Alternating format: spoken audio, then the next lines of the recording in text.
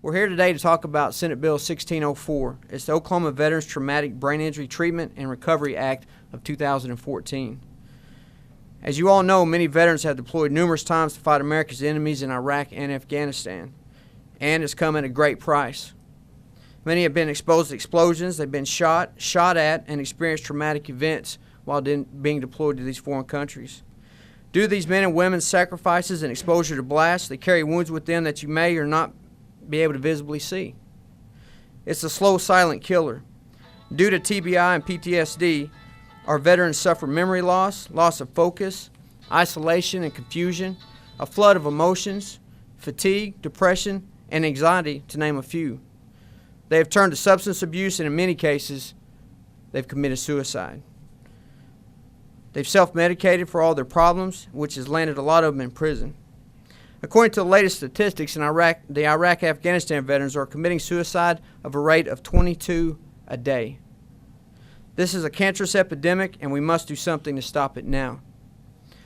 Due to multifaceted crisis that exists among our war veterans in the state, it is essential to begin immediate, controlled deployment of this legally available and ethically deliverable treatment.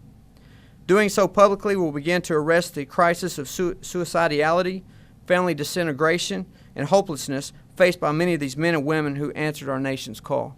Through our office, we've done a lot of research other than the research we had last year. We found out George Visker, a professional football player, was injured with a traumatic brain injury, received hyperbaric treatment, and actually now workers' comp pays for hyperbaric treatment for NFL players in California. So this is a big plus.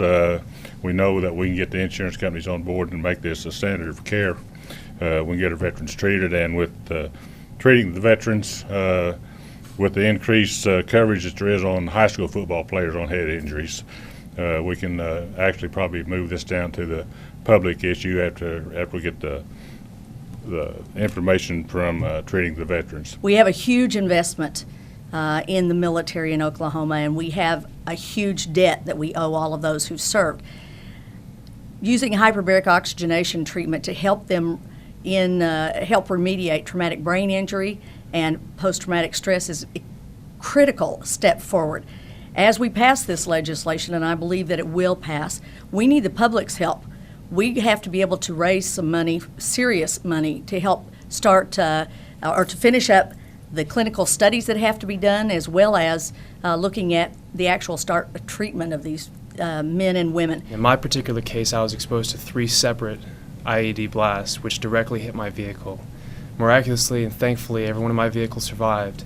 I was hospitalized. I was subsequently diagnosed with a traumatic brain injury, and suffice to say, I wasn't the same ever since then. I couldn't think properly. I couldn't carry on coherent conversations. I couldn't handle social situations appropriately. I just struggled to really conduct any of my daily activities the way I used to before. I wasn't the same person. Emotionally, mentally, cognitively, none of it actually worked the way it used to. I served out my tour. I came back from Afghanistan and started spiraling down into a state of depression, as is normally associated with traumatic brain injury and PTSD and things of that like, things that naturally come from traumatic brain injury from IEDs. And then I got plugged into hyperbaric oxygen therapy, and it was just such an incredible blessing. Almost immediately, like 10 treatments into the actual process of hyperbaric oxygen therapy, everything started coming back online.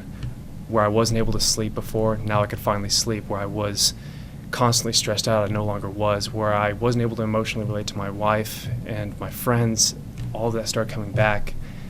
This bill represents so much for veterans like myself, people who are in situations like me who are in that dark tunnel and don't see that light. And people need to understand that that light is actually there. There's a light at the end of the tunnel, and this bill it represents so much of that. And we talk all day about the importance of supporting our troops and doing things like that, and that's exactly what this is. And so my thanks go out to Representative Bennett, Senator Allen, and everyone involved in the process of passing this bill.